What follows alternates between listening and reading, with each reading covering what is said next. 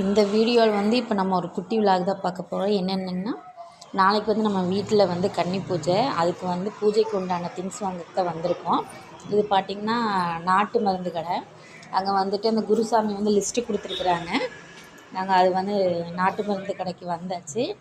லிஸ்ட்டை எடுத்துகிட்டே பாருங்கள், தெரியுதுங்களா? லிஸ்ட்டு எடுத்து நான் சொல்லிகிட்ருக்கேன் என்னென்ன வேணும்னு சொல்லிவிட்டு. அது வந்து அங்கே ஆல்ரெடி ஆள் இருக்காங்க. அவங்க முடிச்ச உடனே எடுத்து தரேன்னு சொன்னாங்க.